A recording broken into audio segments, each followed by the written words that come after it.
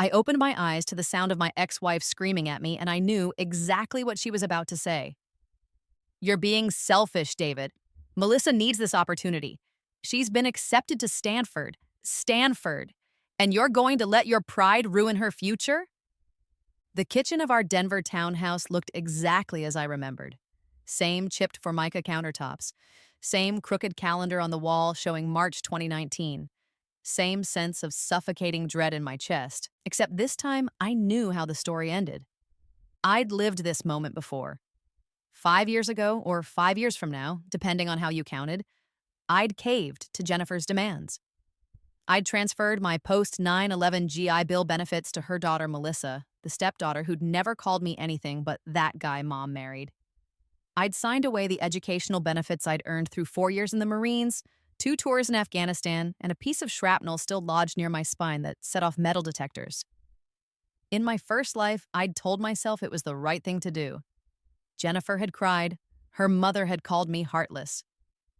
Melissa had looked at me with those cold blue eyes and said, "I guess I'll just work at Walmart forever then." So I'd done it. I'd transferred the benefits. And then I'd watch my marriage crumble anyway when Jennifer filed for divorce 6 months later, the day after Melissa's first semester tuition was locked in. I'd watched Melissa graduate from Stanford without inviting me to the ceremony. I'd watched her land a six-figure tech job and never once acknowledged the sacrifice I'd made. And I died alone in a VA hospital at 47. My own dreams of finishing my engineering degree abandoned. My body broken from years of construction work that my back couldn't handle. My mind shattered by PTSD I'd never had the time or money to properly treat. But something had happened as I'd lain there dying. Some cosmic glitch, some unexplained mercy, some force I didn't understand had given me a second chance. I'd woken up here. March 15th, 2019, the day Jennifer had launched her campaign to steal my future. "David!" Jennifer snapped her fingers in front of my face. Are you even listening to me?" I looked at my wife. She was 39, carefully maintained blonde hair, yoga-toned body, and a master manipulator's instinct for finding pressure points. In my first life, I'd loved her desperately. Now I saw her clearly. A woman who'd married a disabled veteran for the benefits and stability, not for love. "I'm listening," I said calmly. "Then you understand why this is important. Melissa is family. You said when we got married that you'd treat her like your own daughter." Melissa sat at the kitchen table behind her mother, scrolling through her phone with studied disinterest. She was 19, pretty in that Instagram-filtered way, and had her mother's talent for weaponized victimhood. She didn't even look up. "I also said I'd use my GI Bill to finish my degree," I replied. "I only have 3 years of eligibility left. I need—" "You're 37 years old," Jennifer cut me off. "You've had plenty of time to go back to school. Melissa's window is now. Stanford won't wait." "Neither will my spine," I said quietly. "The doctor said I've got maybe 5 more years before the deterioration." "You're always complaining about your back," Melissa muttered, still not looking up from her phone. "It's not even that bad." In my first life, that comment had shattered something inside me. I'd wanted so badly to be accepted by this girl, to prove I was worthy of being in her life. I'd swallowed the insult. This time, I felt nothing but cold clarity. "Jennifer, I'm not transferring my benefits," I said. The room went silent. Jennifer's face transformed from frustration to shock to calculated fury in the span of 3 seconds. "Excuse me." I said no. I'm using my GI Bill for myself. I'm enrolling at University of Colorado this fall. I've already decided. This was a lie. In my first life, I'd vaguely planned to eventually go back to school, but I'd never taken concrete steps. This time would be different. This time, I knew exactly what I was doing. "You selfish bastard." Jennifer's voice went dangerously quiet. "After everything I've done for you, after I've stood by you through your nightmares, your mood swings, your disabilities? You mean after you married me for my disability check and my health insurance?" I said. It felt like lancing a boil, painful but necessary. Melissa finally looked up from her phone, eyes wide. Jennifer's face went white, then red. "How dare you?" "I dare because it's true." I stood up from the table and my back screamed in protest, but I kept my face neutral. I'm going for a walk. When I get back, I expect you both to be civil. We can discuss this like adults, or we can discuss it through lawyers. Your choice. I grabbed my jacket and walked out, leaving them both staring. The cold March air hit my face and I started shaking. Not from fear, from relief. I'd done it. I'd said no. In my first life, I'd never had the courage. I walked to the park 2 blocks away and sat on a bench, pulling out my phone. I had a lot to do. In my first life, I'd been ignorant of how the GI Bill actually worked, how the transfer process had loopholes, how Jennifer and Melissa had committed fraud that I'd been too trusting to notice. This time, I knew everything. Because in my first life, after Jennifer divorced me and I'd struggled through years of poverty, I'd finally filed a complaint with the VA. I'd discovered that Jennifer had forged my signature on multiple forms, that Melissa had claimed I was her biological father on her applications when I'd only been in her life for 3 years, that they'd lied about her dependency status, that they'd used benefits she wasn't entitled to. The VA investigation had started just before I died. I'd never seen the resolution, but I remembered the investigator's name. Sarah Chen. I remembered the case number. I remembered every detail of the fraud. And this time, I wasn't going to wait until after I'd already been victimized. This time, I was going to let them commit the fraud exactly as they'd planned, but I'd be ready. I pulled up my email and started composing a message to myself. Documentation. I needed documentation of everything. Every conversation, every text, every form. I needed to build a case that was absolutely airtight. My phone buzzed. Jennifer, we need to talk. Come home. I didn't respond. Let her sweat. Another buzz. Melissa this time. You're really going to ruin my life over this? I stared at that message for a long moment. In my first life, this exact text had made me drive home immediately and apologize. I'd felt guilty. I'd been the adult, and she'd been just a kid with dreams. This time, I knew better. Melissa was 19, legally an adult, and fully complicit in her mother's schemes. In my original timeline, she'd laughed about me at Stanford parties. I knew because I'd seen the videos posted by her friends, videos where she'd called me Mom's meal ticket and joked about how easy it had been to manipulate the jarhead. I blocked her number.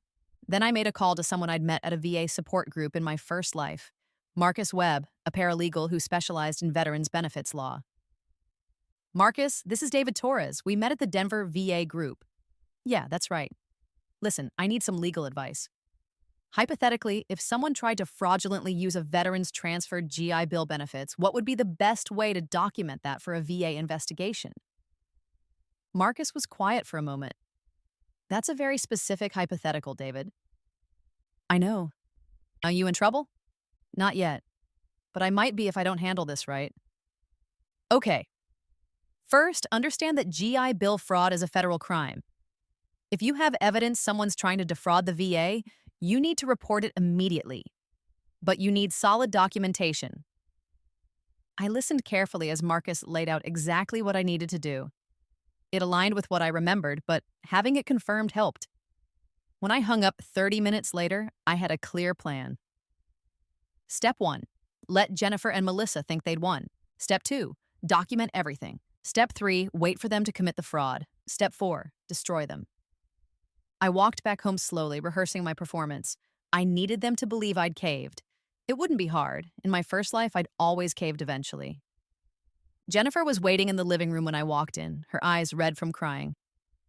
Melissa sat beside her on the couch, arms crossed. David, Jennifer said, her voice thick with emotion. I'm sorry I called you selfish. I know you've sacrificed so much. I want the best for Melissa, for our family. Our family. She'd never included me in that definition, not really. I know, I said quietly. I sat down in the armchair across from them. I've been thinking. And, Jennifer leaned forward hopefully, I want to see Melissa succeed. I do. But I need something in return. Jennifer's eyes narrowed slightly. What? A post-nup agreement.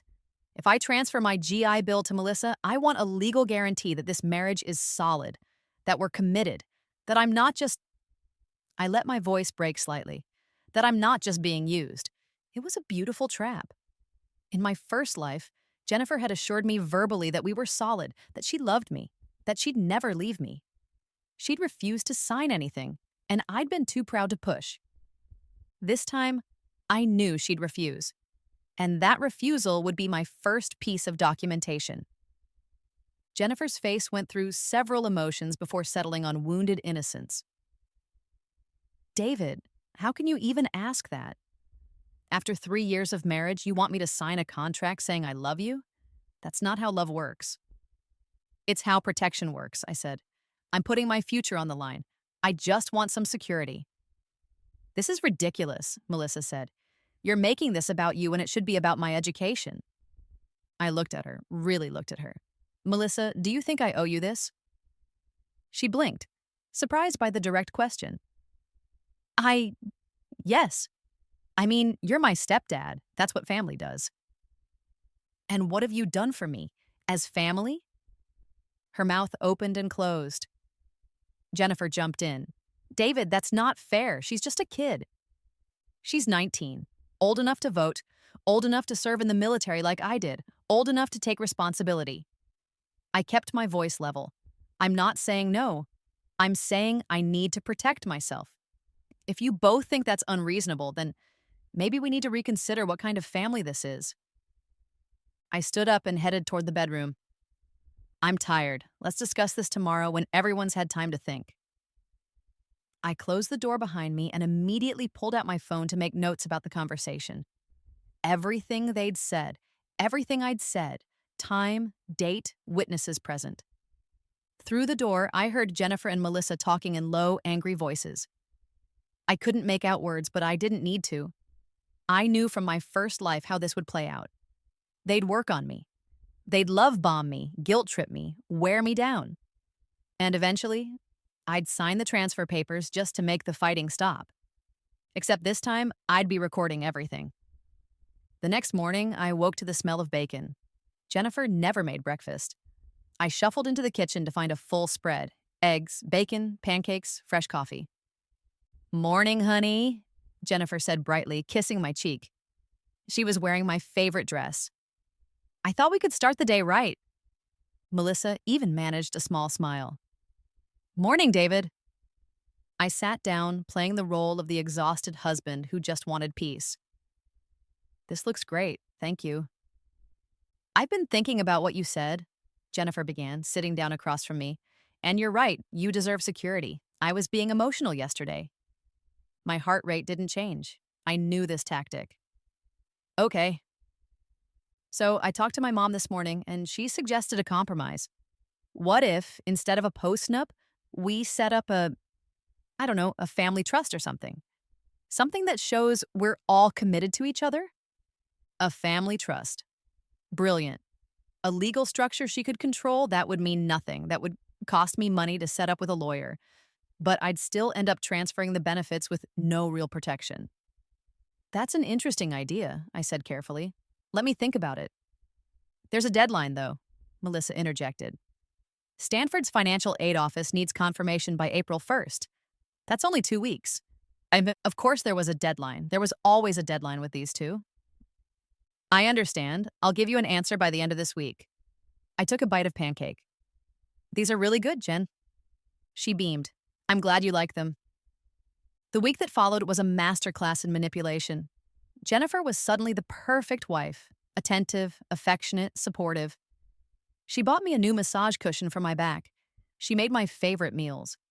She initiated sex for the first time in months. Melissa even cleaned the garage without being asked, an unprecedented event. And I documented all of it. I set up a digital journal, encrypted and backed up to cloud storage Jennifer didn't know about.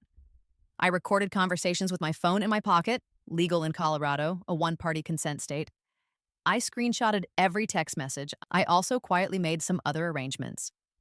I opened a new bank account at a different bank, one Jennifer didn't know about. I had my disability check and my paycheck from my construction job split between the old account and the new one. Just enough in the old account to seem normal, the rest squirreled away.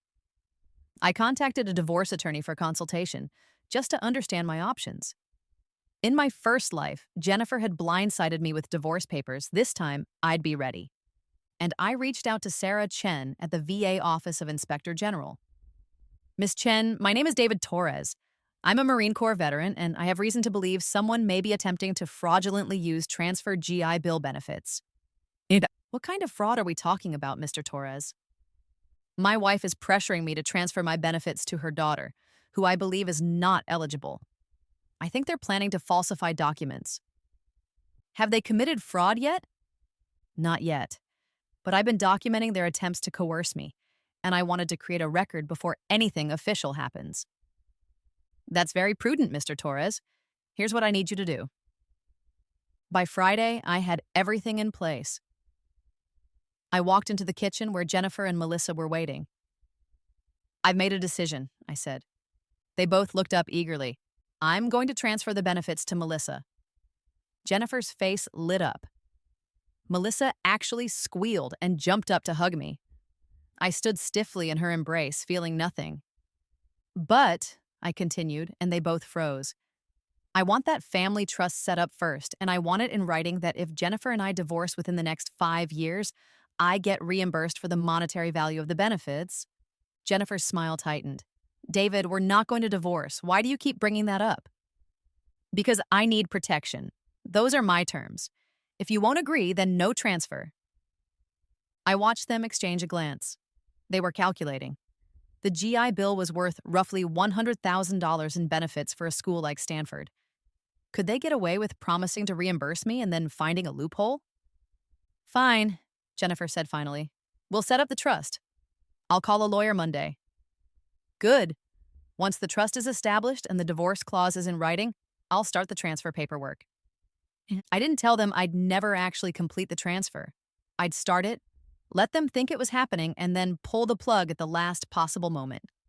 But first, I needed them to commit to the fraud in writing. Jennifer called her lawyer Monday morning. His name was Richard Brennan, and I remembered him from my first life, a sleazy divorce attorney who'd helped Jennifer clean me out. Hearing his voice on speakerphone made my jaw clench, but I kept my expression neutral. So, you want to set up a family trust, Richard was saying. That's going to cost around $3,000 in legal fees, plus you'll need to fund the trust with some assets. I watched Jennifer's face fall. She hadn't expected it to be expensive. And this divorce clause David wants? That's essentially a post-nuptial agreement, which is a separate document and would be another $2,500. That's ridiculous, Jennifer said. Can't we just write something up ourselves? You could, but it wouldn't be legally binding without proper execution and notarization. And honestly, Mrs. Torres, if you're planning to divorce your husband within 5 years, he should probably know that now. Jennifer's face flushed. I'm not planning to divorce him. He's just being paranoid. Then the agreement should be no problem, Richard said smoothly. It's just insurance. After the call ended, Jennifer turned to me.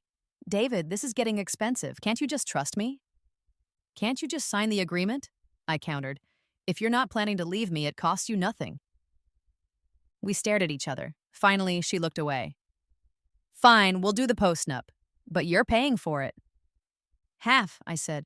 We'll split the cost. It protects both of us. She agreed through gritted teeth. Over the next 2 weeks, I watched Jennifer grow increasingly resentful. The loving wife act disappeared. She started making passive-aggressive comments about my disability, my job, my worth as a husband. Melissa went back to ignoring me, but they both kept pushing for the benefits transfer. The problem was the $2,500 for the post-nup. Jennifer didn't want to spend it. She kept suggesting alternatives. A handshake agreement, a simple letter, a verbal promise. I refused every alternative, and I documented every refusal. Finally, on March 30th, the day before Melissa's supposed deadline, Jennifer made her move. I came home from work to find her crying at the kitchen table, Melissa beside her, also in tears. What's wrong? I asked, though I knew exactly what was coming. The deadline is tomorrow, Jennifer sobbed. We've run out of time. If you don't submit the transfer paperwork today, Melissa loses Stanford, all because you insisted on this stupid legal agreement. I told you the terms 2 weeks ago, I said. You chose not to meet them. We couldn't afford it, Jennifer shouted. You know we couldn't afford $2,500 for some paranoid contract. Then you couldn't afford Stanford, I replied calmly. Melissa stood up, her face contorted with rage. You're really going to do this? You're really going to ruin my entire future because of your trust issues? My trust issues? I laughed bitter. You've spent 3 years treating me like I don't exist. Your mother married me for benefits. And now you want me to give up my future for yours with no protection, and I'm the one with issues? You're a bitter, broken-down soldier who never did anything with his life, Melissa screamed. My mom settled for you because she felt sorry for you. And this is how you repay her? By sabotaging me? There it was. The truth I'd always suspected, but she'd never admitted in my first life. Jennifer gasped. Melissa, that's not— No, let her finish, I said quietly. I want to hear it all. Melissa was crying now, but her voice was vicious. You're nothing. You're a disabled loser who can barely work, who wakes up screaming from nightmares, who limps around feeling sorry for himself. My mom deserves better. I deserve better. And when she divorces you, and she will, you'll die alone with nothing, just like you deserve. The kitchen went silent. Jennifer looked horrified. Melissa, go to your room, now. Why? It's true. But Melissa stormed out anyway, slamming her door. Jennifer turned to me, her face pale. David, she didn't mean— Yes, she did. I pulled out my phone, stopped the recording app, and showed her the screen. And now I have it documented. Her eyes went wide. You recorded that? I recorded everything, every conversation where you and Melissa tried to manipulate me, every text message, every lie. I felt calm, cold, utterly in control. You want my GI Bill? Fine, but we're doing it my way now. What does that mean? It means you're going to sign a post-nuptial agreement tonight, or I'm filing for divorce tomorrow and submitting every single recording to the VA Office of Inspector General. You can't? I absolutely can. I've already consulted with them. What you and Melissa have been planning is fraud, Jennifer. Lying about dependency status, forging signatures, coercion, it's all documented. I stepped closer to her. Here's what's going to happen. You're going to sign a post-nup that protects me completely. Then I'll transfer the benefits. Or you can refuse. And I blow this whole thing up right now. Your choice. Jennifer was shaking. David, please. 20 minutes. That's how long you have to decide. I walked into my bedroom and locked the door. My hands were trembling now, adrenaline flooding my system. I'd gone off script. In my original plan, I was going to let them commit the fraud and then report it afterward. But Melissa's words had changed something in me. I didn't want to give them the satisfaction of thinking they'd won, even for a moment. My phone buzzed. Marcus Webb, got your message. Draft post-nup is ready. Want me to come over? I'd texted him an hour ago, anticipating this moment. Yes. Now. 40 minutes later, Marcus arrived with papers. Jennifer met him at the door, her face a mask of forced politeness. Mrs. Torres, I'm Marcus Webb. I've prepared a post-nuptial agreement per your husband's instructions. We sat at the kitchen table, me, Jennifer, and Marcus. Melissa stayed in her room. This is pretty straightforward, Marcus explained. It specifies that if you divorce within 5 years of signing, David retains all assets he brought into the marriage plus reimbursement for the full value of the GI Bill benefits transferred to your daughter. Additionally, you waive any claim to his disability compensation, his military pension when he's eligible, and his VA benefits. Jennifer's face went white as she read, This is insane. This leaves me with nothing if we divorce. It leaves you with what you brought to the marriage, Marcus corrected. Your car, your personal belongings, your retirement account. David keeps what he brought.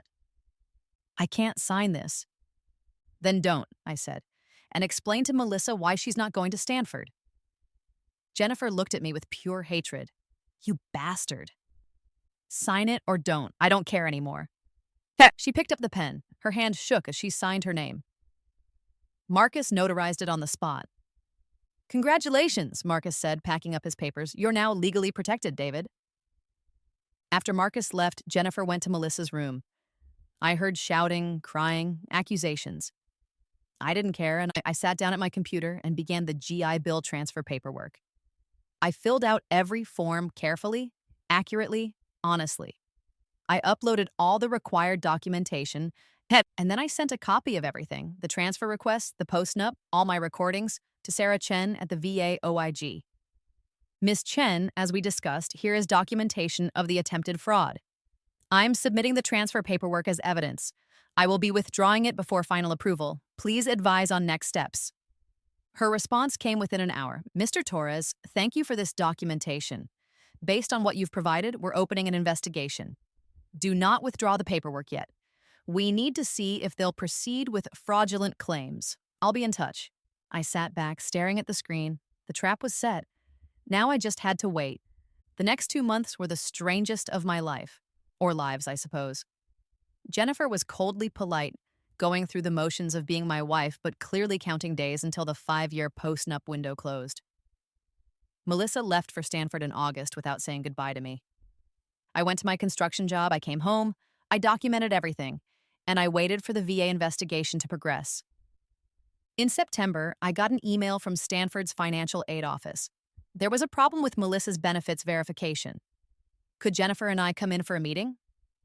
I forwarded the email to Sarah Chen. Her response, perfect. Attend the meeting, record everything. Don't let them know you're cooperating with our investigation. Jennifer was panicking. What's this about? The benefits were approved. I don't know, I lied. Maybe routine verification. The meeting was scheduled for September 15th. Jennifer insisted we both take off work and fly to Palo Alto. On the plane, she grilled me. Did you say something to them? Did you report something? No, Jennifer. I transferred the benefits just like you wanted.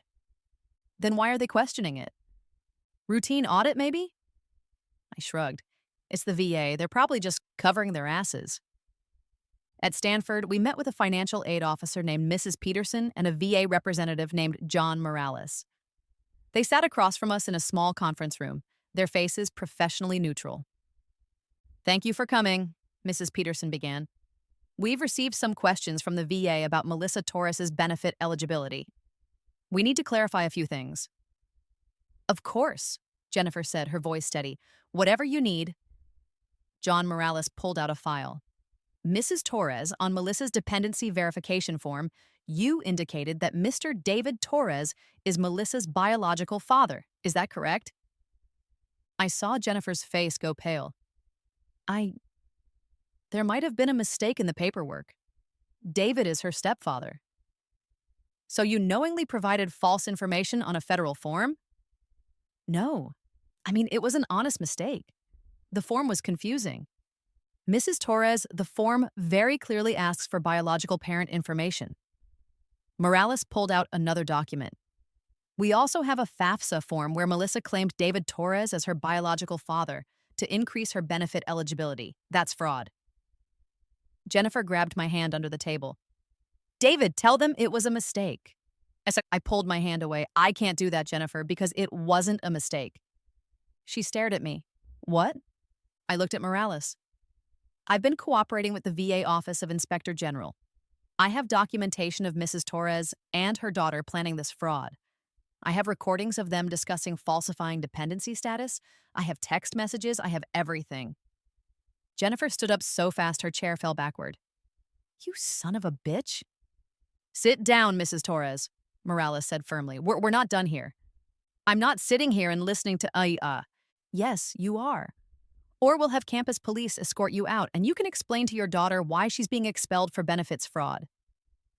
Jennifer sat down slowly, her face ashen. The meeting lasted 2 hours. They went through every document, every form, every claim. Jennifer tried to lie, tried to backtrack, tried to blame confusion and mistakes. But I had recordings that proved she knew exactly what she was doing. Finally, Mrs. Peterson spoke. Mrs. Torres, Mr. Torres, here's where we are. Based on this evidence, Melissa Torres has received approximately $45,000 in fraudulent benefits. Stanford will be expelling her effective immediately and pursuing repayment of those funds. The VA will be conducting a criminal investigation into benefits fraud. Jennifer was crying now. Please, you can't do this. Melissa didn't know. Melissa signed the forms, Mrs. Torres. She's 19 years old. She's legally responsible. Morales closed his file. You're both looking at federal charges. Mr. Torres, you're free to go. We'll be in touch if we need additional information. I stood up.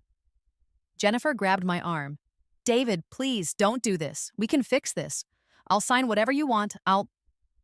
You already signed what I wanted, I said quietly. The postnup. Which means when you divorce me, and you will, you get nothing. Not my disability, not my pension, nothing. And now you get to pay back $45,000 plus legal fees. Enjoy Stanford. I walked out of the conference room and didn't look back.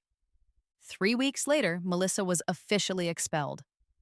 The fraud investigation expanded when the VA discovered Jennifer had also been claiming me as Melissa's biological father to collect additional military dependent benefits, another $15,000 in fraudulent claims. Jennifer filed for divorce in November, exactly 7 months after signing the postnup. Per the agreement, she got her car and her personal belongings. I kept the house, my disability, my pension, everything. She also got federal charges for benefits fraud. So did Melissa. I followed the case through court documents. Jennifer pleaded guilty in exchange for a reduced sentence, 2 years probation, restitution of $60,000, and a permanent ban from federal benefits. Melissa got the same deal but had to withdraw her college applications to every school.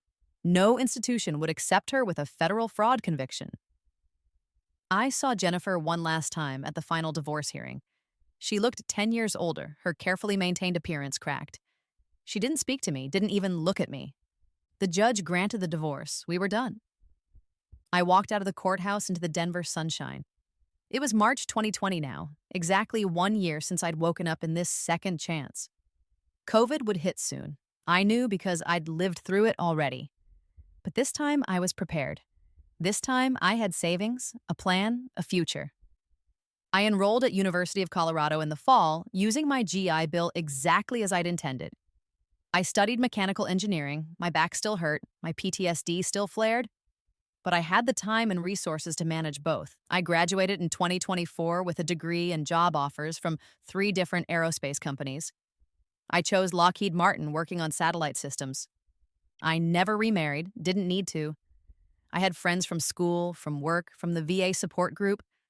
I traveled, Japan, Germany, New Zealand, all the places I'd wanted to see but couldn't afford in my first life. I bought a small house in Boulder with a workshop in the garage where I built model rockets with the neighborhood kids. I mentored young veterans, helping them navigate the VA system and avoid the pitfalls I'd fallen into. I learned to paint. I adopted a dog, a German shepherd named Atlas. I hiked 14ers when my back allowed it. I lived. In 2028, I got an email from an address I didn't recognize. The subject line said, "You destroyed my life." It was from Melissa. I almost deleted it without reading, but curiosity won. David, I know you probably don't care, but I want you to know what you did to me. I'm 28 years old and working retail at Target because no college will accept me. I had to move back in with my mom, who blames me for everything and drinks herself to sleep every night. I lost my friends, my reputation, my future. Was it worth it, getting your revenge? Did it make you feel good to ruin 2 lives over some stupid benefits? I hope you're happy. I hope every day you live with what you did to us. Melissa, I read it twice. Then I wrote back. Melissa, you didn't lose your future over some stupid benefits. You lost it because you committed federal fraud. You and your mother conspired to steal money from the VA. Money meant for veterans who actually earned it through service and sacrifice. I didn't destroy your life. You destroyed it yourself when you called me a bitter, broken-down soldier and said I deserved to die alone with nothing. You destroyed it when you laughed about me at parties and called me your mom's meal ticket. Yes, I know about that. I know everything. You had every opportunity to do this honestly. You could have applied for scholarships. You could have worked part-time. You could have gone to a less expensive school. Instead, you chose to defraud the government and use a disabled veteran. I'm not sorry for protecting myself. I'm not sorry for reporting the fraud. And I'm not sorry that you faced consequences for your actions. You want to know if I'm happy? Yes. I graduated with an engineering degree. I have a good job, good friends, a good life. I'm exactly where I wanted to be. You could have had that too if you'd earned it, honestly. Don't contact me again. David. I hit send and blocked her email. That night, I sat on my deck watching the sun set over the Flatirons, Atlas at my feet. I thought about my first life, the pain, the betrayal, the slow death in a VA hospital. I thought about this life, the one I'd fought for, the one I'd protected. I'd been given an impossible gift, a second chance. And I'd used it not for wealth or fame, but for something simpler: dignity, self respect, the life I'd earned. The next morning, I woke up and went to work on satellite guidance systems. I had lunch with my friend Marcus, who'd become one of my closest confidants. I went to therapy to work on my PTSD. I walked Atlas around the neighborhood. I lived normally, quietly, honestly, no drama, no revenge plots, no grand gestures, and just life. The life Jennifer and Melissa had tried to steal from me, and it was enough. On March 15th, 2029, exactly 10 years since I'd woken up in my second chance, I received a letter from the VA. It was a commendation for my cooperation in the benefits fraud investigation. My case had led to the discovery of a larger fraud ring involving multiple families scamming the GI Bill transfer system. The VA had recovered over $2 million in fraudulent claims. They wanted to interview me for a training video to help other veterans recognize and report fraud. I agreed. 6 months later, I sat in front of a camera at the Denver VA Medical Center and told my story. Not the rebirth part, that stayed secret, but everything else. How I'd been manipulated, how I'd documented the fraud, how I'd protected myself. The most important thing, I told the camera, is knowing your worth. You earned those benefits. You served your country. You don't owe them to anyone who didn't earn them themselves. And if someone tries to take them from you through fraud or coercion, document everything and report it. The VA will protect you, but you have to protect yourself first. The video was published on the VA website and shown at veteran benefit briefings across the country. I got emails from other veterans who'd been in similar situations, who'd stood up for themselves because of my story. I saved every one of those emails in a folder labeled "Worth It." One day in 2031, I was at a coffee shop near my office when I saw Jennifer. She was standing in line ahead of me, grayer than I remembered, wearing a Target employee vest. She didn't notice me at first, focused on her phone. When she reached the counter to order, she pulled out a worn debit card. It was declined. She tried another, also declined. The barista looked uncomfortable. "I'm sorry," the barista said. "Do you have cash?" Jennifer's face flushed. "No, just cancel it. Never mind." She turned to leave and saw me. Our eyes met. For a long moment, we just stared at each other. I saw the decade of consequences written on her face. The lines, the exhaustion, the defeat. I wondered what she saw on mine. Probably success, peace, the life she'd tried to steal. "David," she said finally, her voice small. "Jennifer, you look good." "Thank you." She hesitated, like she wanted to say more. Maybe an apology. Maybe a justification. Maybe just another manipulation. I didn't give her the chance.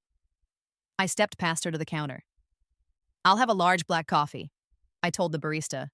Then, on impulse, "And whatever she was ordering, put it on my tab." The barista nodded. Jennifer stared at me. "Why?" she asked. I looked at her directly. "Because I can afford to be generous. Because I won. Because I'm not angry anymore." I picked up my coffee. "Take care of yourself, Jennifer." I walked out of the coffee shop and didn't look back. That night, I realized that was the moment I'd truly moved on. Not when the fraud investigation closed. Not when the divorce was finalized. Not even when I'd graduated or gotten my dream job.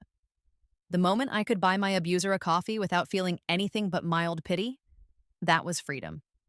I called Marcus to tell him about it. He laughed. "You're a better man than me. I'd have let her card decline. 5 years ago, I would have too. But I don't need that anymore. She's already living her punishment. I don't need to add to it. Look at you all enlightened and shit." I had a good teacher. Marcus had been instrumental in my recovery, in my growth. "How's the new practice?" He'd opened his own veterans law firm 2 years ago, focusing on benefits and disability claims. "Busy. Actually, I wanted to talk to you about something. I'm thinking about expanding, hiring another paralegal. You know anyone?" "I might. There's a kid in my mentoring group, just got out of the Army. Smart, motivated, passionate about helping other vets. Let me connect you two. We talked for another hour about business, life, the upcoming hiking trip we'd planned. When I hung up, I felt that deep satisfaction that comes from genuine friendship, genuine purpose. I looked around my house. Photos on the walls from my travels, my engineering degree framed above my desk. Atlas asleep on his dog bed, model rockets on shelves.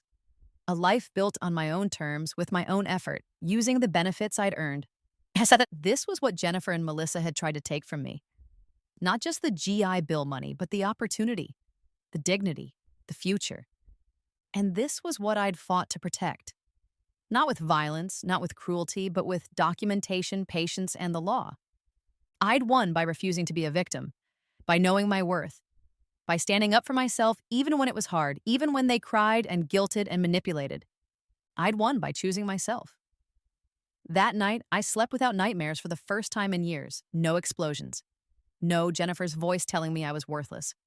No Melissa's laughter calling me a meal ticket. Just peace. In my first life, I died at 47, broken and alone. In this life, at 48, I was thriving. Healthy, successful, surrounded by people who valued me. I didn't know why I'd been given this second chance. Some cosmic accident, some glitch in reality, some force beyond my understanding. But I knew what I'd done with it. I'd saved myself. And in doing so, I'd helped save others. The veterans who'd watched my VA video, who'd learned to protect themselves, who'd found the courage to say no to their own Jennifers and Melissas. That was legacy enough.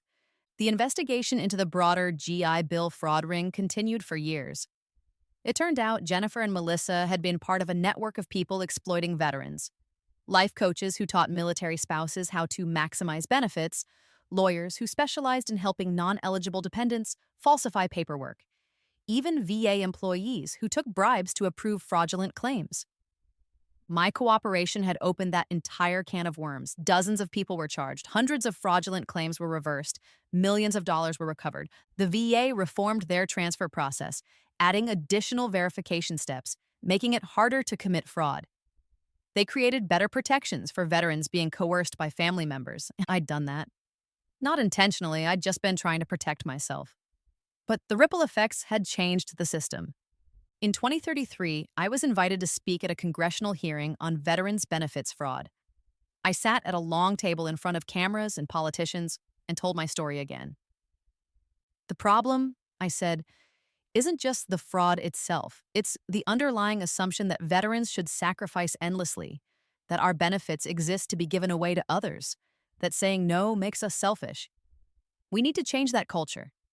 We need to teach veterans that their benefits are theirs, that protecting themselves isn't selfish, it's necessary. A senator from Colorado nodded. Mr. Torres, your case led to significant reforms. But what would you say to veterans currently facing similar pressure from family members? I thought about my first life, about caving to Jennifer's demands because I didn't think I deserved better, about dying alone because I'd given everything away. I'd say, you earned this, you served, you sacrificed, and you don't owe your benefits to anyone who didn't earn them alongside you. If someone loves you, they won't ask you to sacrifice your future for theirs. And if they do ask, if they pressure or manipulate or guilt you, document it and report it. You deserve better. You are worth more than being someone's meal ticket. The hearing room was silent. Then someone started clapping. Then another. Then the entire room erupted in applause. I didn't feel like a hero. I felt like someone who'd simply refused to be a victim. But if that inspired other people to do the same, then maybe that was heroic enough. After the hearing, a young woman approached me, maybe 25, wearing an Army veteran cap. Mr. Torres, I'm Specialist Sarah Mitchell. I just wanted to thank you. My boyfriend was pressuring me to transfer my GI Bill to him so he could finish his degree. I didn't want to, but I felt guilty. Then I saw your video. It gave me the courage to say no. We broke up, and I'm using my benefits for myself now. I'm going to nursing school. I shook her hand. I'm proud of you, Specialist. That took courage. So did what you did, she smiled. Thank you for showing us it's okay to choose ourselves. She walked away, and I stood there in the empty hearing room, thinking about all the Sarah Mitchells out there, all the veterans who'd been taught to give and give and give until there was nothing left. I'd been one of them, and now I wasn't. That was the real victory, not the fraud charges, not the money recovered, not even my own successful life. The victory was in the veterans who'd learned to say no, who'd learned their worth, who'd chosen themselves. I flew back to Denver that evening, Atlas waiting for me at home with my neighbor who'd been dog sitting. I walked in and he jumped on me like I'd been gone for months instead of days. "Hey, buddy, miss me?" He barked and spun in circles. I laughed and took him for a walk around the neighborhood, the late summer sun warm on my face. This was my life now, simple, honest, earned. No manipulation, no fraud, no stolen futures. Just a man and his dog walking through a nice neighborhood, coming home to a house he owned, going to a job he loved, surrounded by friends who valued him. Jennifer was working retail and living with regrets. Melissa was stuck in a life she'd destroyed through her own choices. And I was free. Sometimes people ask me if I felt guilty. If I regretted reporting them, getting them charged, ruining their lives. I never did it because they'd tried to ruin mine first. They'd tried to steal my future, my dignity, my worth. They'd called me a broken-down soldier who deserved to die alone. And I'd proven them wrong in every possible way. That was justice. That was karma. That was a second chance used exactly right. I lived 20 more years in that timeline. I retired from Lockheed Martin at 65 with a full pension. I traveled to all 7 continents. I published a book about veterans benefits fraud that became required reading at VA training centers. I never remarried, but I had relationships, healthy ones, with women who valued me for who I was, not what they could get from me. I had close friends. I had purpose. When I died at 68 from a heart attack, quick, painless, in my sleep, I died in my own home, in my own bed, with Atlas lying next to me. I died having lived a full life on my own terms. My obituary mentioned my military service, my engineering career, my advocacy for veterans' rights. It didn't mention Jennifer or Melissa. They weren't part of my story anymore. They were just a challenge I'd overcome. At my funeral, Marcus gave the eulogy. David Torres was a Marine, an engineer, a friend, and a fighter. Not in the way he fought in Afghanistan, though he did that with honor, but in the way he fought for himself, for his worth, for his right to the life he'd earned. He taught a lot of us that it's not selfish to protect yourself, it's survival, and he survived, thrived, and helped countless others do the same. That's a life well lived. They buried me with full military honors. The flag was folded and given to Marcus, who donated it to the VA center where I'd volunteered for years. My estate, modest but comfortable, went to a scholarship fund for combat veterans pursuing STEM degrees. Hundreds of students would use it over the decades, getting the education I'd fought to protect for myself, and that was my legacy. Not the fraud case, not the revenge, not even the congressional testimony. My legacy was in the veterans who learned to choose themselves, who learned they were worth protecting, who learned that being used doesn't make you loved. And somewhere, in some cosmic way I'd never understand, I'd been given the chance to create that legacy. A chance to live twice, to correct my mistakes, to protect my worth. I'd used it well. If there's an afterlife, I'd like to think I woke up there the same way I'd woken up in my second chance, with clarity, purpose, and no regrets.